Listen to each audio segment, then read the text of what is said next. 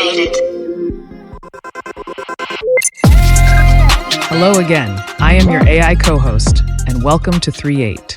3reate is a podcast focused on the process of doing and the process of novel invention, all from the foundation of creativity. Each month will bring you no more than 5 episodes through the lens of art, science, and/or technology. You can support this podcast at patreon.com/3reate or at ko-fi.com/3reate. The LFG episodes are the fortnightly recorded check-ins between Andrew and Nathan that they hope help inspire your curiosity and creativity. These are different from typical guest episodes as they are less focused on conversation. They have built up a bit of a backlog, but they're publishing these roughly weekly. We hope you enjoy, and now, the humans. All right, it's been a while. It has a month. Not too long. Oh, enough for things to happen. Yeah. How have you been? I've been good. I did a little vacation during our last scheduled time. I think we usually record these on Friday every other week-ish.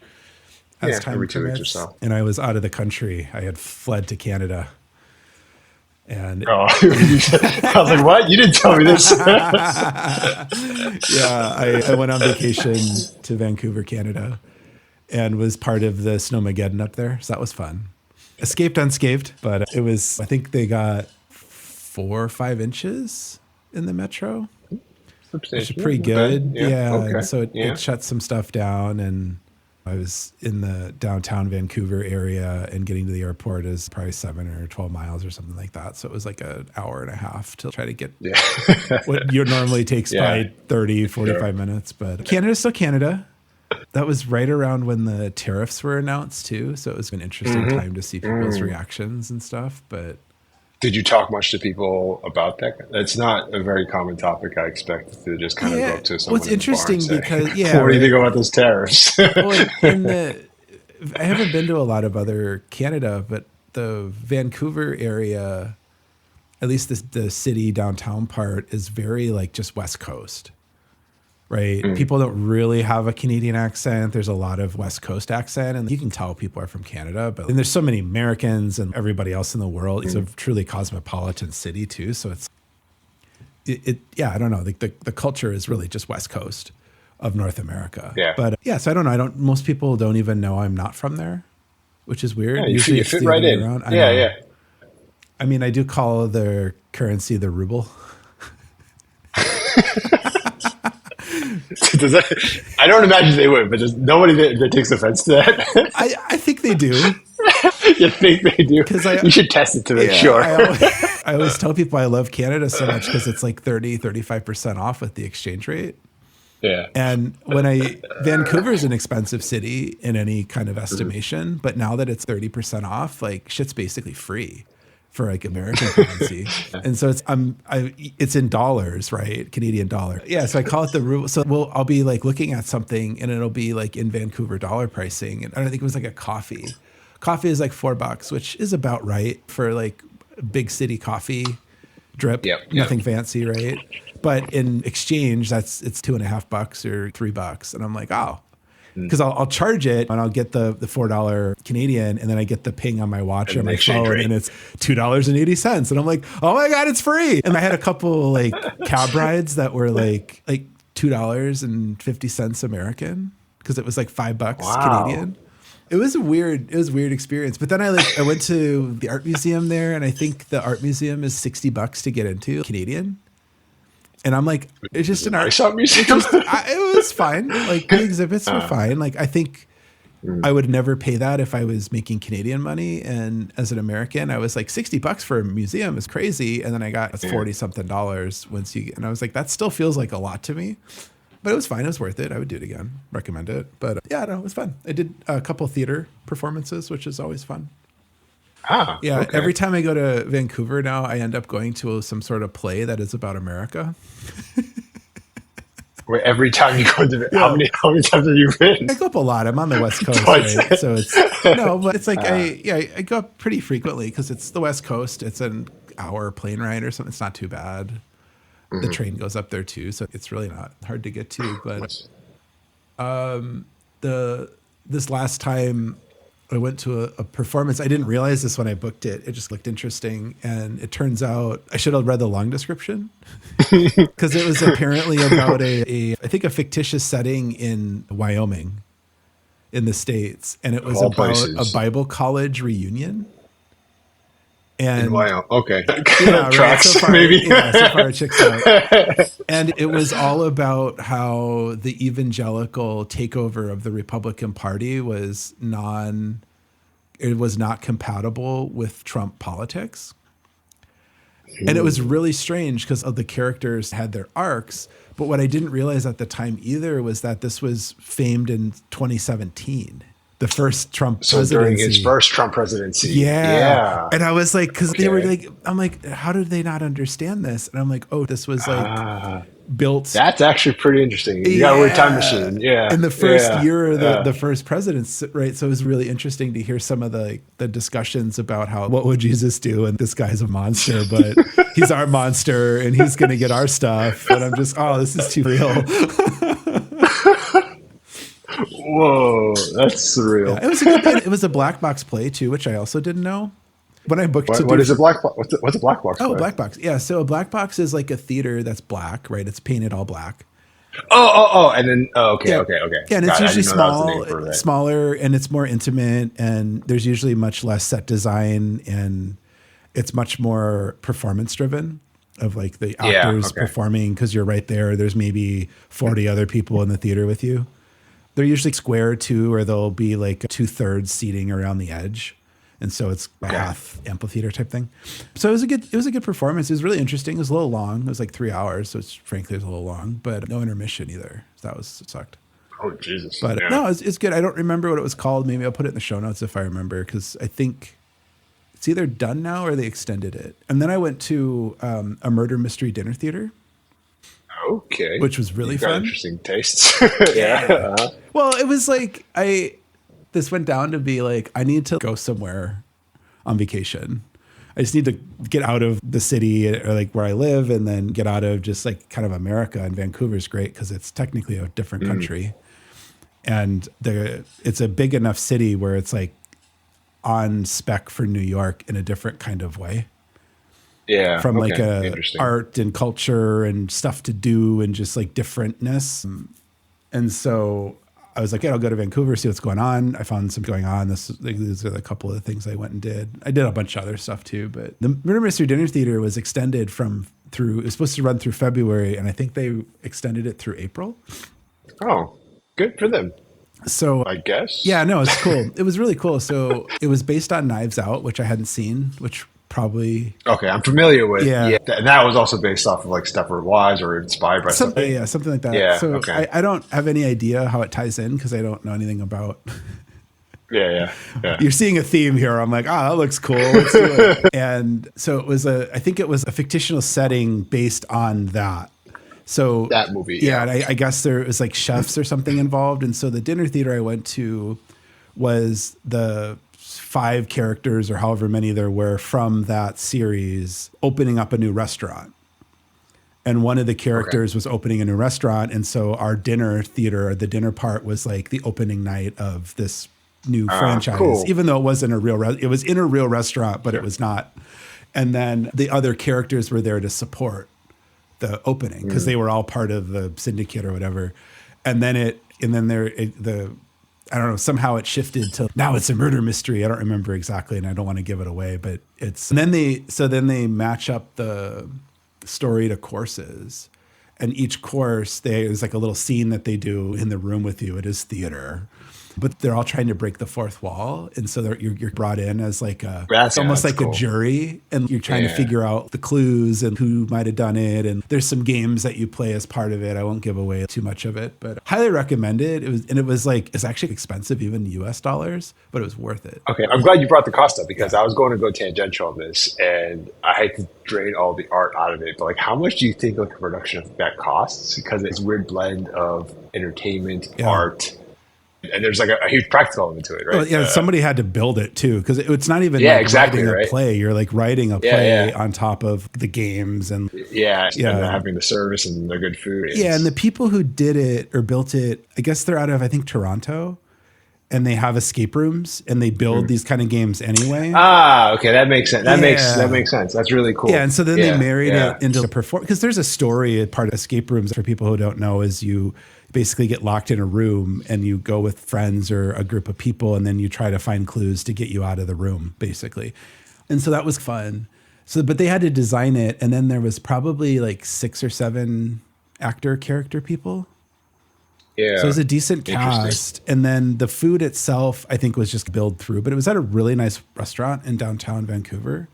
And it was like a 6-course meal or something like that. If you think about a fine dining experience where it's really like multi-course and a theater performance, I would say it was still a little bit more expensive than doing both of those things separately. But it was a really fun package deal. I don't remember. You kind of together something different. I think you could find it if you look. It was like $200 to $300 in rubles, so it was like 230, 250, which for like opera or like theater is, it, depending on like what Broadway, probably not super high, probably in line with that kind of an experience. But for a general theater, like what I would go to in a bigger city, it was a little bit on the, I would say, more expensive side. I do think that's the cool stuff that's happening with this sort of new age art, is this interactive element. I think really existed back then, but something like this is new. I like the idea of it, and it's really something that people haven't quite experienced before. So even though it's at a higher cost, it's like the whole package, it was participatory too. Like, to your point, each table was its own little game unit. And so we as an audience were all trying to do the same thing, but then the characters would come around to the table. There was a mechanism to interact. So it was, from that perspective too, it was really well done, because I've been to dinner theaters where you just get dinner and it's theater. And then I've been to like dinner theaters like this where you're not like involved, but you participate. But this one was very much, you're literally doing puzzles and in between. That's cool. Yeah. And the puzzles, they were challenging enough, but not super hard. It wasn't like there are some words like if you don't know the answer, like you can't figure it out. No, I think there's some twists that I won't reveal. But if you're into games, you'll get the mechanic very quickly. But also, it's still challenging enough.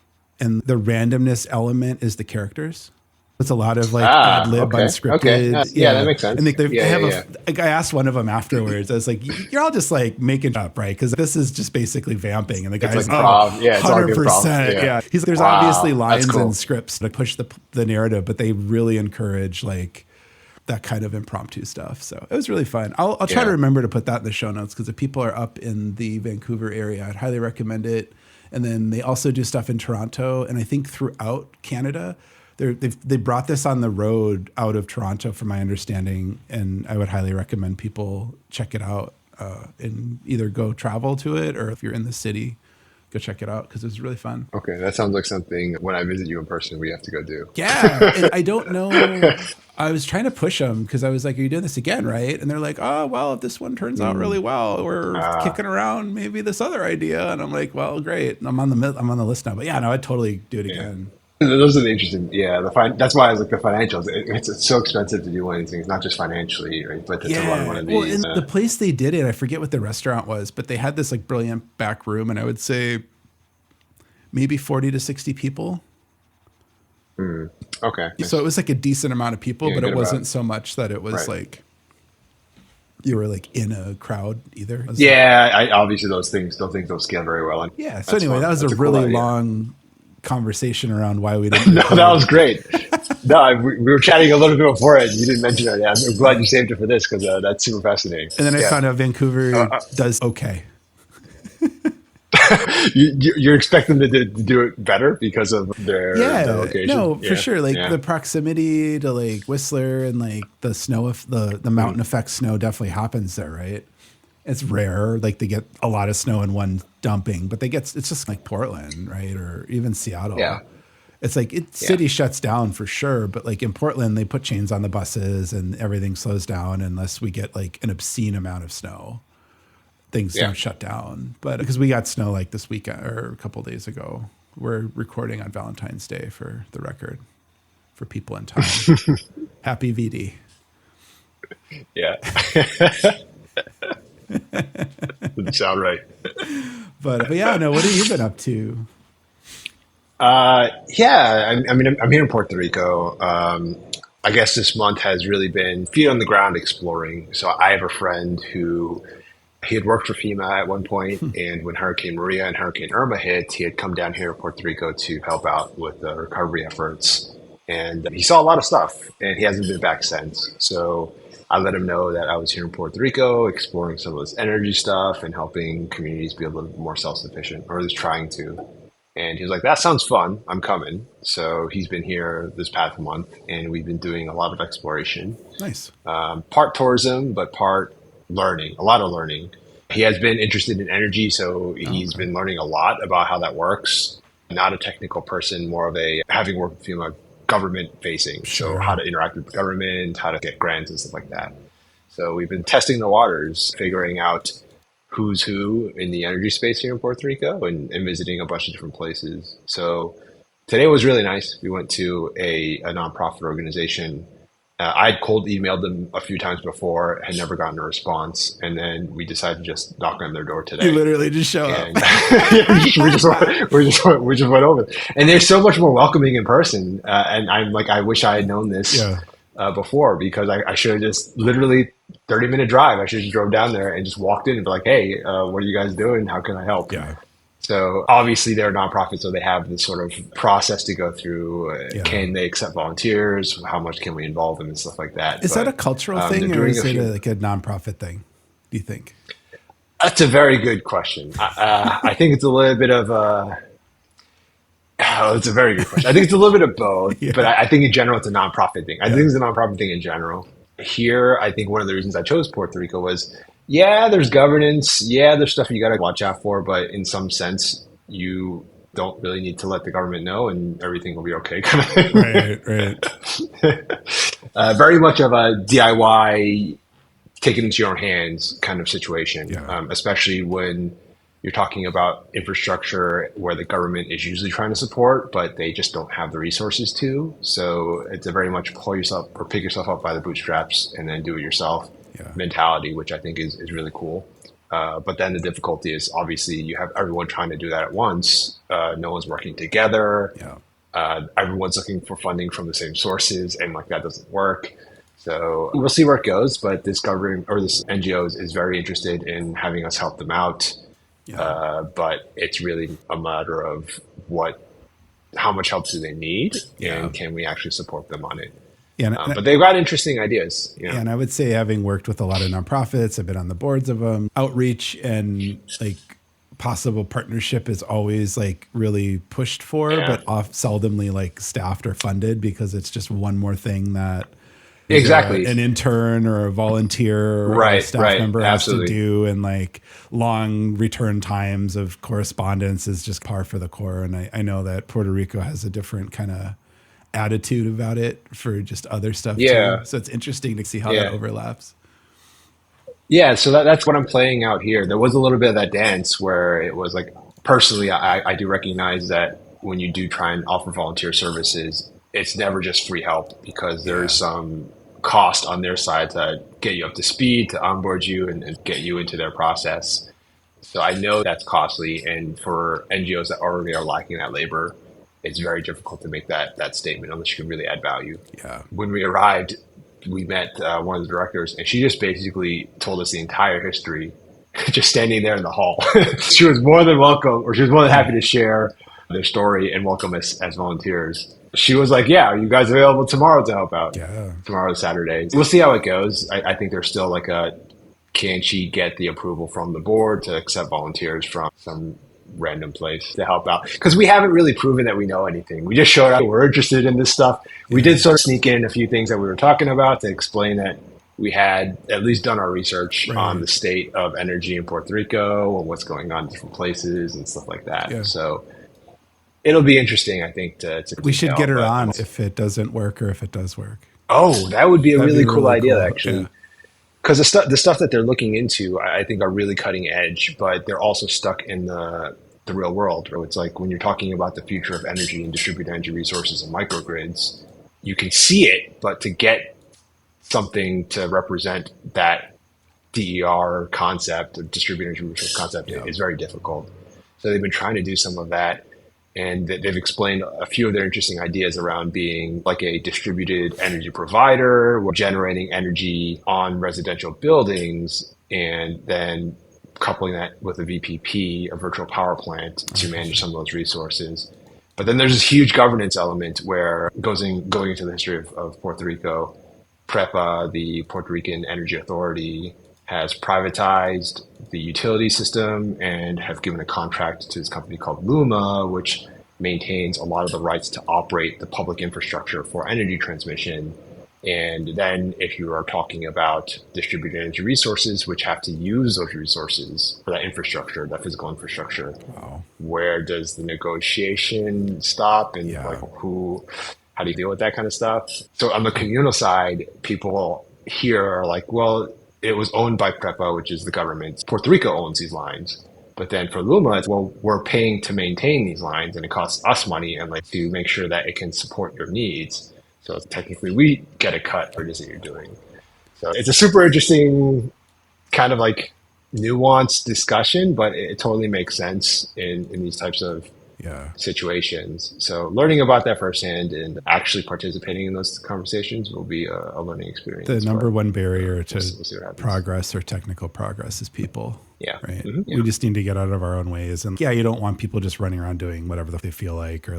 But at the same time, it's if you don't have some way to do that, you just prohibit anybody from trying anything else, which means you don't actually ever make any progress on anything. And that's something I'm finding really interested in the current political climate is you have one group of people in government just saying basically burn it all down.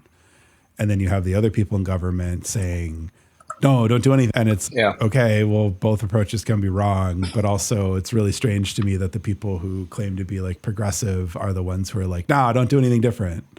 It's been really interesting for me to reflect on this. Is like, I guess I'll touch on it. You don't have to comment, but it's very timely. I think you're going in the right direction. I was going to bring it up too. There's a parallel, obviously, with AI. It's like you have to disrupt, and in order to disrupt, it means you have to stop or start stuff, right? Otherwise, you're not changing anything. And it's really easy for, I think the trap that people fall into is they talk about change, or it's like the hypothetical. And that's part of change because you have to have ideas around what you want to do or think through like how stuff could work. But then when it comes to actually executing on that or starting to enact the changes or ideas, that's when it all goes to, because nobody wants to actually then do something, or somebody will do something and then someone else will say, oh my God, you changed something. Why? You can't do that. Yeah, you can't do that. Right. Yeah. And instead of approaching that with an attempt to understand, or I would almost say empathy of trying to understand why that other group of people or why that person is trying to do something differently, it's just automatically met with you can't do that.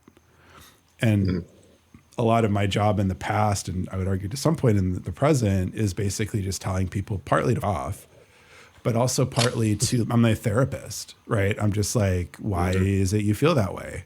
What? Right. And like, I've changed, scary. I'm like, okay, well, that's you can feel lead them to that it's scary, but that doesn't mean we shouldn't do it, and that doesn't mean that it actually is scary.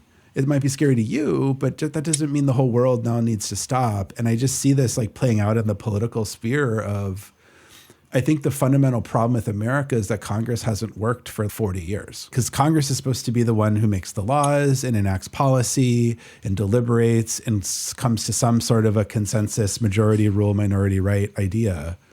And it's just been so gridlocked for anything other than we always pass the budget bill, we always pass the defense bill, we always do this, and then anything new becomes, you have to have 1 million people in the room, and then everybody has an opinion, and then it takes 20 years to get anything done, and you're just constantly adding bloat. And then Trump ran on the opposite idea of that, of we should have no government. I don't quite understand the ideas, but I also think that any rational person should be able to look at a bureaucracy the size of America and say there's got to be some room for improvement. And I feel like that is like a progressive ideology, is like, how can we make it better? But what I'm hearing is the opposite of, you can't touch it, you can't change it, it's perfect. And it's like, that's just wrong. But then at the same time, when you go about doing it, the bull in the china shop idea comes to mind, where it's like, the NIH funding, I think, is a really good example of this. They went from paying, so when you get a grant from the NIH, a portion of that grant can be used for things that are not directly related to research. So paying for the office space, paying for electricity, all of those things that are associated to the research, but it's not the beakers and the test tubes and the chemicals, whatever. I know there's other research they do, but that idea. And a lot of institutions get 50, 60% of the grant that they can spend on that. The NIH said, no, we're only going to limit you to 15%. They did that basically overnight. And so that 45+% of money that goes to pay for people's salaries, that supports buildings, that is going into new development, is literally shut off overnight. Hundreds, if not thousands of people are going to be laid off over the coming days, weeks, and months. And maybe the government changes its mind, because Trump has been very flippant, which is part of this problem. And so a lot of people will say, good, that's what we wanted, until they don't get the doctor's appointment at the VA because it turns out their doctor was funded through a grant to do research. And now they're not there anymore. And so they've moved on or got fired or laid off or whatever. And so the right way to do something like this is to say, in the next funding cycle or over a certain amount of time, we're going to ramp up and down, right? So we're going to reduce it from 50% to 40% to 20% to 15% or whatever that looks like. But we can't, and in this country, do anything that makes any sort of sense anymore. And so we're constantly working in the extremes. And I think the American people have just lost trust that the government can actually execute. And part of this Trump stuff is frankly theater, because most of it's illegal and it's the wrong way to do it. And I understand people are frustrated and they think that they're getting their way. But if this were the other way around and the Democrats were going in and cutting all these farm subsidy programs, everybody would be pissed too. Up in arms. And so the thing I think with America, though, has been we've been incredibly predictable. I think Churchill said that America will try everything and then eventually do the right thing. But like, it's like America's the stable market, right? The reason our stock market is the world premier market is that we make it easy to do business in, but it's also trustworthy and predictable. And if the stocks go up too fast, we stop them. That's not a true free market, but we've all agreed that we need some sort of protections in the market so that crazy doesn't happen. We've checked that out the window with this administration, for better or worse, but again, I see the people who are supposedly the progressives saying, wait a minute, we can't change anything. And I see this all the time in work too. And it's not that it's just all progressive people, but it's like just people in general in this country have gone from let's do it, or let's try it, or we can do it better, to, wow, what if we didn't do anything? Or if you do X, Y, and Z, then all this other stuff, and you like hypothetically catastrophize and what if yourself out of existence of being able to do anything. Right. The analysis paralysis kind of thing. And it's just really fascinating to me to see like this kind of, because it used to be Congress did some stuff and it worked. Like it worked very well. I don't think anybody in the country really agrees that this thing is working the way that it could. But it's just all gone upside down. And going back to I think the Puerto Rican bureaucracy is really indicative of, I'm sure from each one of those perspectives, it makes perfect sense. But in the aggregate, or as a product person, I would say as a utility customer, I want to be able to make money by selling energy surplus from my house. And they're all like, yeah, but what if you didn't? Right. And so I don't know if that was a rambly analogy, but I see this parallel. I think it ties in. Absolutely. It ties in a lot to, I think, just innovation work in general. When you have, we've talked about this before too, on and off cast, I think, like when you have an approach for an idea or something, those stakeholders who can't even imagine what the outcomes might be, defer to, let's not do that, or let's be more safe, whatever that means. And they try to control it, because a lot of like leadership is incapable people who feel the need to control things. And so oftentimes you'll see in business environments, they won't give you an outcome. They won't give you success criteria so that they can change it. And some people call that gaslighting, right? Or they can throw it back on you and say, well, you didn't actually succeed, but you're like, I never got criteria in which to know that I succeeded. And in software specifically, that's a death sentence to a company, because software is never done. And there's always more to do, and it's always changing. And you can very easily get stuck in all these tooling traps where you upgrade to feature. the Yeah. And then, so I think of people in tech and also any sort of hard sciences or materials work, you're building rockets or cars or something, you can't fudge because then the wheel doesn't go on the car. And it's really obvious to everyone involved, the wheel doesn't fit on the car, right? Yeah. But a lot of business and a lot of like policy in America, especially specifically, but a lot of, probably every country seems like it's fucked at this point. Sure.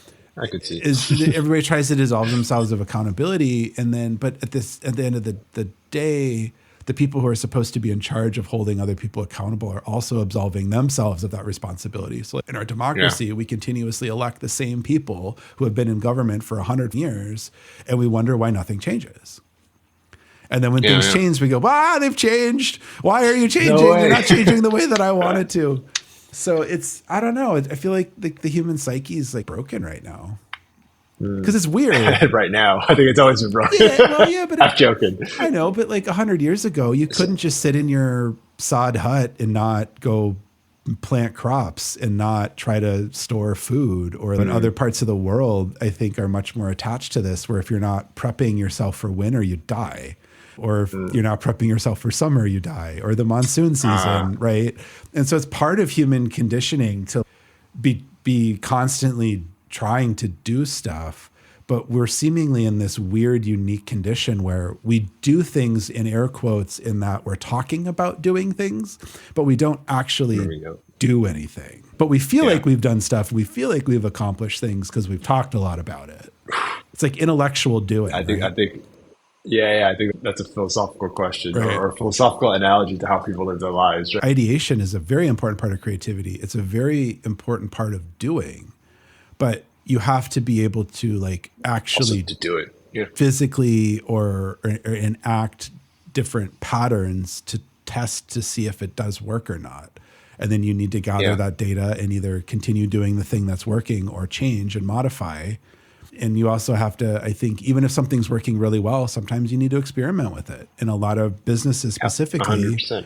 It's the innovator's dilemma is once you've succeeded in your innovation, you don't want to put the golden cow, but you still need to figure out a way to continue to improve. Otherwise you eventually die too.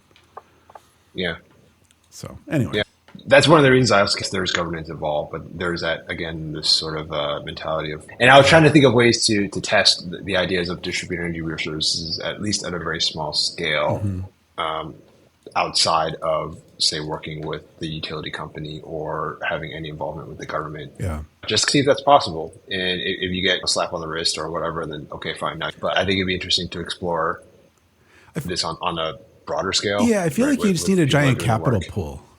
Yeah, that's always the problem. And so that's one of the things I'm thinking about too, is when you have these projects for potentially paradigm changing ideas, you obviously need a lot of capital to do that. But where do you get that capital? In the innovation space, you have to try and make the pitch for some sort of, I don't even know what you would call it, but there's a risk obviously associated with it. Yeah. And either you take that up on yourself, whether it be you fork up the capital yourself, or you find someone who's crazy enough to trust in you to do that, to give you the money to do that or whatever. I feel like government funding was one way of thinking about this, where you could get some grant funding to try something, as long as you can make the case to the government that it was worth trying. Yeah. But now we're in a space where I don't know where that funding comes from anymore. Right. And I'm open to ideas if anyone knows any ideas for how to kind of accumulate this capital. And that's like going back to the R&D stuff, is you have to innovate, but it also is a capital thing. And I think if you're already going, it's a lot easier to do, but like, how do you start up 100%. A new venture? And I think that's where, at least in America, like one of the miracles of our system is that we dump a lot of money into academic research. And the NIH defunding is a great example of what that system. And is there ways to improve that? I'm sure there are. But at the same time, reducing something by 40% or 50% or 20% or 30%, that's a drastic cut in any pretty much situation. And I'm concerned, especially if that continues through other granting mechanisms, what that'll do to just innovation in general. And I know a lot of people probably have opinions about it. Disclosure, I've worked as part of an NIH granted program before. Not anymore, but so I have direct experience with this stuff. And no, I did not make a lot of money. And was there waste? Sure. But for the most part, everybody was like pretty cognizant of trying to make the dollar go as far as it can. And so I think there's a really warped perception of people in government in positions that don't really have the experience to probably be there making decisions that they don't quite have the context to understand. Yeah. But, and then the argument is always private market. Well, the private market doesn't really exist for like true R&D. The private market is more than happy to take something that was government funded or academically funded and then make a profit from it. But to actually, like, SpaceX, frankly, is a great example. I know Elon and government is a whole thing, but like the only reason SpaceX, Blue Origin, and some of these other companies existed because NASA dumped billions and billions of dollars in the 60s trying to figure this out. And it would not have happened in the private sector. The German government actually spurred the era of rocketry that we developed into Apollo. That's now well understood and known. We stole a bunch of Nazis and made them build rockets. The keyword, bingo. Yeah. Oh, we did it. We did it. Oh my God. But it's true. That one is actually true and really a fascinating thing in general. But yeah. But at the same time, the V2 rocket program was like, well, it's a quote unquote cheap way to attack England, basically. We don't have to shoot down planes, or we don't get our planes and our pilots shot down, and we can lob these missiles at them. And I don't think they ever really got it off the ground, so to speak. Yeah. Like, I know there were some V2 attacks but they were, I think, largely considered inconsequential in the war. Like, they blew up some buildings, they killed a few people, but compared to the bombing runs at the time, it was just, and it was in the end of the war and they were already losing and it felt like a last ditch effort. But it took the American government almost 10 years to take what they had developed to actually make it useful and put Apollo together. So to say that we would have like modern space flight as a privately funded endeavor is just really ignorant. Yeah. And there's a whole host of other things that touch everybody's lives that would not have happened without massive government research, mostly from American funded sources of just frankly blowing money, because a lot of research turns out you don't really learn what you thought you did, and that's okay. And the goal there is to maximize the things you do learn from it. To say that a research system is fully without waste because you succeed every time is not how it works either. I feel like that's part of this misnomer that I'm hearing is they're like, I don't know, there's some congressional testimony where they were talking about all these crazy research experiments that people were doing for reasons. Of course, they don't talk about the reason. They just give no context to make it sound insane. And maybe some of it was insane. I don't know. But it's also, I'm sure that there was reasons why people were trying to do this stuff. And I'm sure they learned something, which might have been that didn't work the way they thought it did. Yeah. Yeah. But yeah, outside of a community development fund or something like that, and like being able to get a slow roll return on investment for this, I could see a model where you get a capital pool together and you're basically loaning out the capital costs for people to do this, and then you charge a small interest rate, and it's like a long-term investment. But most people don't want to invest in that kind of stuff. They don't think of long-term investments here. Yeah. I mean, there are definitely different types of models that I've been trying to play around with, learning from other people. And because Puerto Rico is such a communal culture, there's definitely a pitch to be made for finding an organization that already has a foothold, a supermarket or a church or something, and then having them out of goodwill. I don't know, maybe there's a better way to frame it, but giving them sustainable energy, for instance, and then having them subsidize or provide the base for a microgrid. But that's a lot of planning, long-term planning, right? Which seems to escape a lot of what happens here. But I don't know, it's fun to learn about, I think. Yeah. And I think seeing the different opportunities and trying them out in some capacity. Yeah. Like, this is an NGO, which I don't think will work out in the long run because they are not financially sustainable at the pace that they're going. Yep. They're looking for government funding, and we all know that's up in the air right now. But at the very least, they have the vehicle. So it's, what can I learn by just tagging along? How much do you think you would need to do like a pilot project or something? Do you have those numbers? So this is actually, I'm trying to find this out because I don't think anyone's going to listen to it. So we can cut that. But I guess to sum up, post-cut. Yeah. You have a person or people that are interested in building basically a large building that would require a lot of energy. And they're concerned that the current grid wouldn't be able to sustain it, or they would brown out or black out or whatever. And so you're going to work with them to try to come up with what is a microgrid look like for that kind of environment. But that's like a single one and done thing. But you'll have a better idea, at least at whatever scale the building is. Theoretically, you can extrapolate for what would a house be, or what would a small business be, or that kind of thing. Exactly. So you're making a lot of progress. That's like a big step, right? We'll see. I think it's super early stages. As I was talking to this guy, he was like, I've got plans to help the community. Right. I think that's one of the nice things here too, is people want to help each other compared to the other population here. So it's like, what can he do? Right. And I think actually tourism actually is a very big, interesting anchor here. People are leveraging the idea of tourism. Even as I'm talking to, say, energy people here that are throwing ideas around building a plant or a new power plant. One of the things that I'm taking electrician classes and my teachers are talking about this. One of the things they always seem to factor in is like the cost to build it is sure, but don't forget that it brings in tourism because people want to see this. I'm like, that's actually really fascinating. I never thought of it that way. So if you build, people want to go and check it out, and that brings tourism. That's a way to bring in some money. Yeah, I wonder for funding avenue if you couldn't pitch the tourism board to try to get like a tourism tax for a couple bucks per hotel room or something, or even because ecotourism is definitely a thing.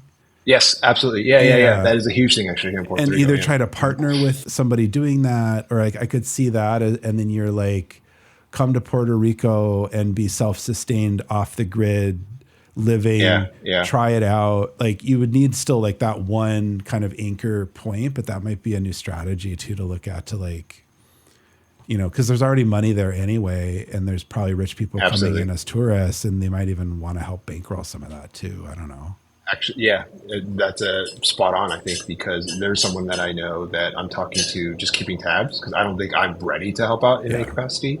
But this company is planning on building a hotel, a getaway place that's anchored on tourism. They're going to be the first self-sustainable. They would be if this gets off the ground and is completed. Cool. They did raise enough funding to do it, but they have to actually complete the project. But it'd be the first self-sustainable hotel.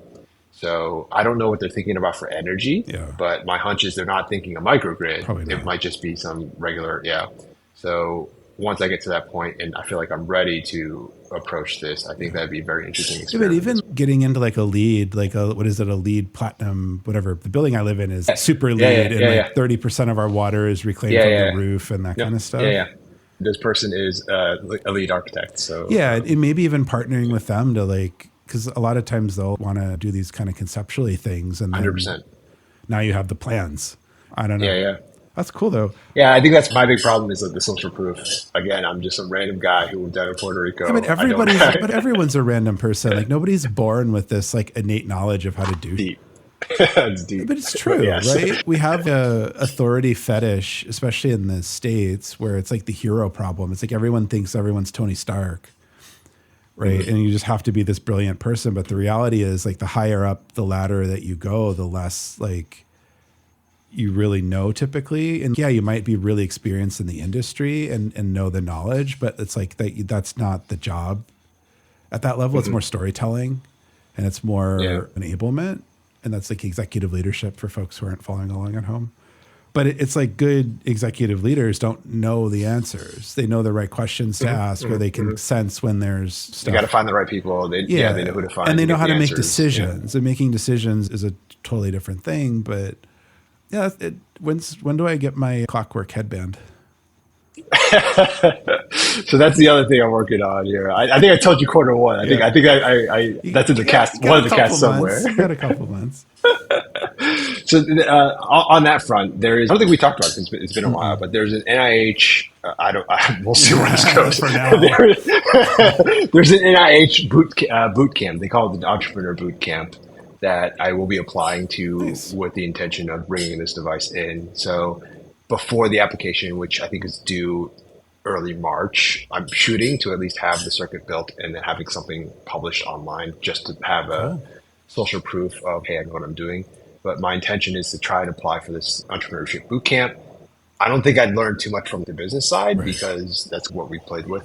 But I really do think it might get me connections, or at least get my name in the hat, so to speak, such that if I did go through this program and then later on in the future apply for a grant, fingers crossed that my name is somewhere in the registry. Sure. Yeah. Yeah. So we'll see where that goes. But everything's been stalled a little bit this past month because I've been exploring Puerto Rico a bit more from the energy space. For sure. It's still there, though. It's still on my list. Yeah. That's for sure. And I need a new side project. I don't know what that's going to be yet. You need a new side. Yeah, we talk about side projects offline, but I don't think you need that. I don't need any more either. But I don't know. I actually have, I don't know, company projects or side projects at this point. But I don't know if did you finish building all of you're basically building a server room. You're building a bunch of machines. Last time we talked, you were in the process of putting them all together again. You done? Oh yeah, we haven't really. Oh wow, it's been a while. Yeah, I built a new desktop because I can and I wanted to. Flex. Yeah, I know. I don't know what else to say. Like, I want to try to make it sound like it's a bit. It is. So, like, the desktop I had was a really high-end, custom-built thing, and so I recycled that into the business for more AI. And I built a new desktop for basically games. And I don't play a lot of games, but there's a few games that I do like to play, and then I have a lot of friends who are all over the world. And so that's one way of getting together for a few minutes, having a little activity, catch up kind of stuff. It's like digital golf. Oh, interesting. Is the way I think about it. Because I am not a gamer. Sorry. I thought you were playing digital golf. Oh, God, no. Oh, that'd be funny, though. That'd be really funny. I was like, okay, what's the title of this Who's game? driving this time? But it's nice. I play, there's a couple strategy games I play that get my brain works in a different way. And then there's some just kind of casual that I play with friends that it's like a thing that we can do that. But I'm not a gamer. I don't ever want to claim to be a gamer because I'm just not. I'm not good at games. I'm okay, right? But I'm not like, I have no aspirations to be a professional gamer. But I feel like video games are really misunderstood anymore too, as it's like, people used to play like dominoes or cribbage or all these other kind of card games. And now we do the same thing, but it's just on a screen, right? Yeah. It's just... and that's a different connotation. Right, and when you play dominoes, you get your 5 or 8 people around, however many, and then you're just bullshitting and it's social and you're doing this activity. And I feel like, especially a lot of older people, they like on video games. And I'm like, as long as it's not taking over your life and it's like preventing you from doing things or having other social experiences, there's nothing wrong with it. So anyway, so I built a new machine for that, recycled a bunch of hardware into the AI stuff. Yes and no, is it done? So yeah, I need to put a different CPU in the primary production server, which is just more cores, more power. I haven't done that yet. It's ready to go. I just need to take it offline, put it in. It doesn't take that. It takes maybe an hour to do the whole thing. Yeah, it's one of the worst. Yeah, it's one of the worst changes to do. But I just got to do it. Outside of motherboard. Yeah, but I got to pull the motherboard because it's a different heat sink. And so it's basically a rebuild. And so then once I do, that thing will be great. It'll be humming along. And then I'm going to recycle the parts from that and put the rest of them together to have a proper development server. And because it's AI stuff, it got to have GPUs. And the reason I don't rent GPUs from the cloud is because it's prohibitively expensive for what I'm doing. And so just owning that infrastructure is actually a very big hack. And that doesn't mean for all AI stuff. In every case, there are reasons to rent or use, or even when you productionalize. It depends on the scale you're running. So don't at me, but I know what I'm doing and I know why I'm doing this. Yeah. And then on that, so I'm doing that. I'm also physically moving too. So I'm like in the process of boxing. So that's a lot. And like it works today. And yeah, more power would be great, but it's not necessarily limiting anything too much right now. And it's working fine. So it's not a super critical thing. So I'm doing that. That's pausing some of that. I guess I should say I'm making the conscious decision to not do that work. Although I might do it this weekend because I have it's a 3-day weekend for the holiday in the States. So I might. And then company news, I'm spinning down one of the products that's actually profitable and shelving it. I don't think I've talked about it, but might cut this if it's not done. by the time it comes out. So I haven't really announced it. But yeah, I'm going to spin down Text My Cast, which is a podcast app that used AI to help you understand podcasts. There's a bunch of other planned development. Why am I spinning down something that's profitable? Great question. Andrew, why are you spinning down something so profitable? Right? One, it's not something I'm really interested in doing. It became a necessity to build the technology and kind of show to the marketplace for a podcasting app that makes money, not very large, and also a really shitty business to compete in. I think you could have a really great podcasting app that's like a niche side project that could be a really great solo business for a person or maybe a couple people who want to split some revenue or have a nice little side hustle, but like it's not a viable business in my mind. It would be a part of a revenue thing, but there's also an opportunity cost associated with trying to keep building it or keeping it going or like paying to run it, even though it is profitable. It's a bunch of stuff I don't want to think about and I don't want to have people think about. The core technology that's like powering this is getting spun off into a different product. So it's like I'm shuttering the consumer side of it down and that I won't be offering it as an app anymore. But a lot of the work that went into building it is just going to get pushed over into a new product that is called Seeks, and maybe I'll link it, maybe I won't.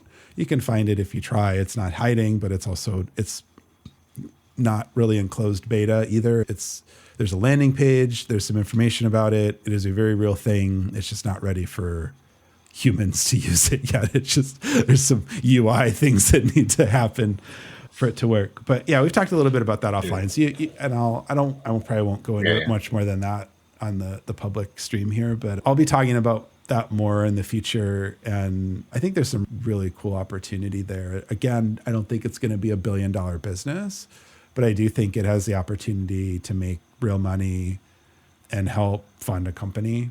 Still a startup, but yeah, something if you don't pivot, it's not a startup. True. Yeah. But yeah, so it's like, why wouldn't you just keep it running? And that's an opportunity cost. I think exactly. Yeah. It's really hard in businesses to kill stuff that works or runs or makes money. And sometimes you have to, sometimes you should. And it's really hard to make those determinations. But you often have to ask yourself, what could we be doing with this time or mind share? Even if you're thinking about stuff and you're not actually like doing work, it's still taking up literal mind share in your brain. Whereas if you can cast that off as it's no longer an option to do things, most people can then correct that and then start to put that thought cycle or that energy into something else. And so I guess it's a little unusual to spin down something that makes money or is profitable, but it's also, there's a long path to growth as well. And I don't think a lot of people, everybody always talks about the market growth that just happens or people get lucky and they get in that and it's really easy to see and go. And then maybe you don't grow or you don't want to grow because it's going a direction you don't want, or you just chase it to get the money. But it's really hard to get that started and it's really hard to scale that, especially when there's a market opportunity of a really small size. And for people who are like, what do you mean? Are you going to pay for a podcasting app at home? Right? Done. Some people do. And I have one that I have paid for, right? Yeah. And that's not the one I made, but not a very large market. Most people are using Apple Podcasts or probably Spotify. It's free, built in. Maybe they get ads supported or whatever. And so didn't Spotify recently report profits?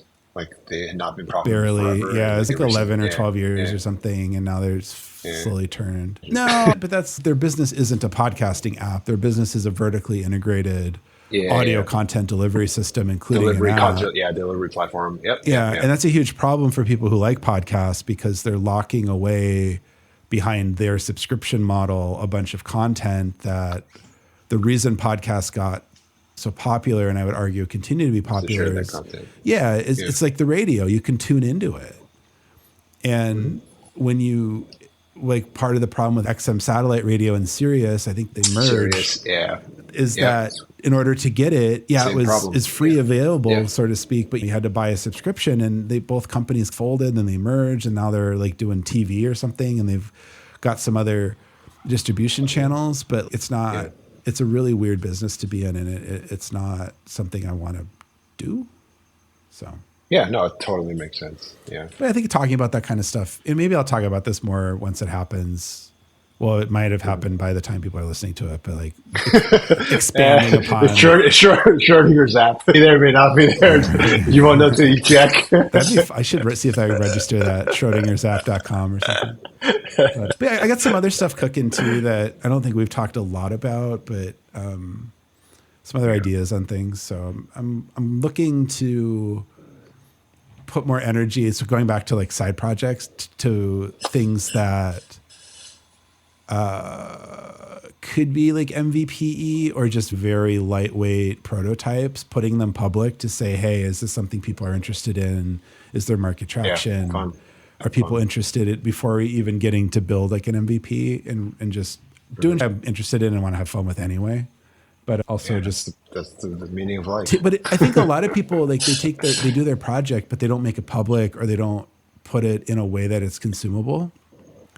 And so, I think it depends on the goal. Like do things for themselves, and that's fine. Yeah, no, exactly. And I want to do this for myself too, but I'm also interested to see, are other people finding value from it, right? Sure. Yeah, of course. And then if they do, figuring out, is this make sense to invest more in or make as a service so that, because I fought with the App Store forever for this app thing. And in hindsight, I'm glad I did it because I never set up an App Store from scratch. Yeah, it is not fun. No, and it's gotten so much worse. I would argue to anybody thinking about that, unless you have to have a native functionality in your app on a platform, do a web, and at the very most, do a web wrapper in your app.